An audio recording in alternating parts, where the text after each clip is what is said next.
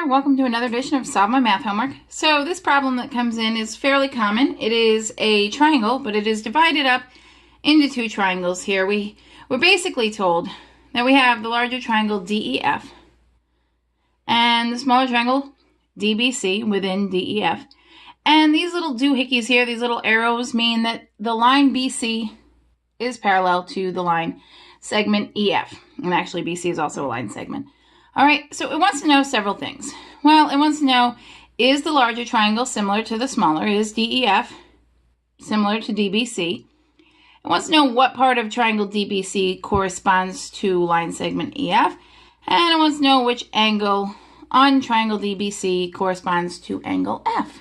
So let's look at this. All right, so when you have something like this, we do have similar triangles. So this is, let's go backwards a little bit. This is known as the side splitter theorem. Okay, so the side splitter theorem says several things, okay? So it says, and I'm going to erase this, I'm just going to draw it a little bit bigger here. Okay, we've got BC here, we've got EF here, and we've got D here. It says when you have these things that are parallel, BC is parallel to EF, it says that it divides the triangle proportionately.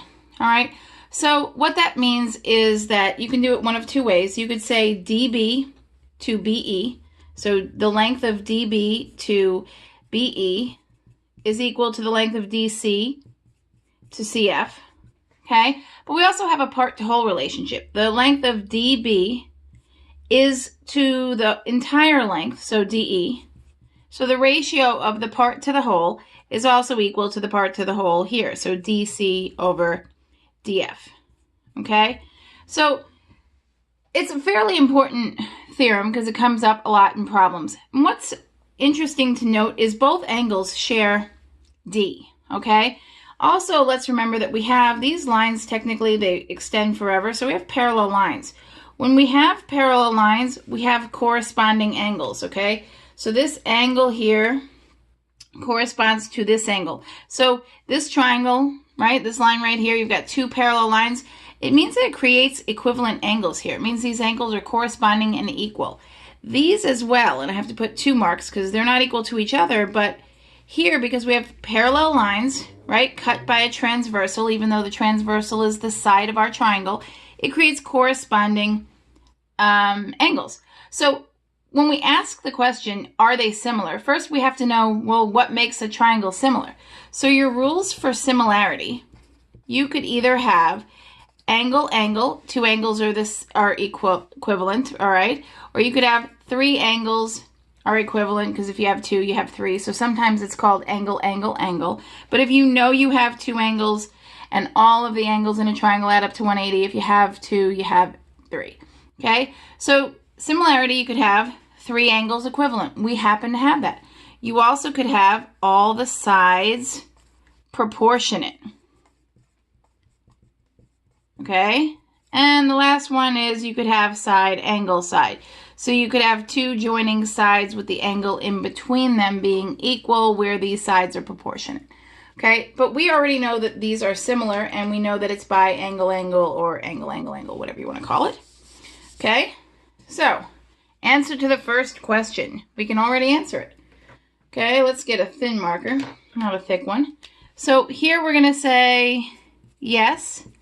Okay, and we probably need to explain it, yes, by the angle-angle theorem or the angle-angle similarity theorem. Okay, we know that angle, let's say what we could say. Let's bring this over here. Based on this, we know that angle B corresponds to angle E, and angle C corresponds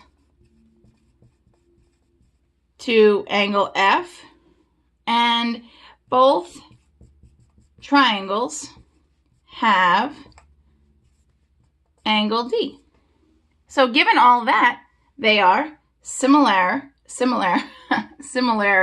I was trying to say, but they're similar by angle-angle theorem, angle-angle similarity theorem.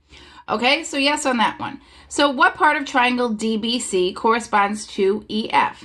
All right, so you could split these out if we really wanted to. We could say, let's move this down a little bit so we have a little more workspace.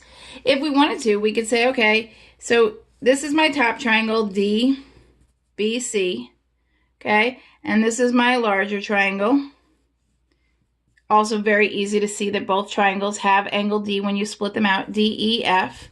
Okay, so EF is the base of the larger triangle. What's the base of the smaller triangle? Segment BC. Okay, so for problem B, move this back up because I'm going to put my answer up there.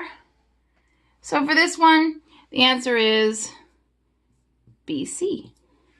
Okay, third question. Which angle on triangle DBC corresponds to angle F? We kind of already talked about that. We said that angle C corresponded to angle F. Remember, we had the parallel lines cut by the transversal. That's what gave us the two angles that were equivalent that we didn't know before. So to correspond to angle C, you'd have to be in the same position, transversal cut by two parallel lines. Remember, parallel lines. Okay, so that is just going to be angle C. Okay, there's lots of questions that are usually asked with the side splitter theorem. Usually you're given maybe 3 of the sides, asked to find the fourth side, or you're asked to find the entire side length when you're given some other information. It usually involves the proportions. This problem didn't involve any of the proportions. But as soon as you see a triangle and you've got a line within that triangle, it's parallel to the base of that triangle, that's going to tell you every single time we're using the side splitter theorem. Okay? Hope that helped. If you have any questions, pop them in the comments section. Be sure to like the video, be sure to share the video, and be sure to subscribe to our YouTube channel so the next time you get stuck on a problem, you can send it to me and I'll do it.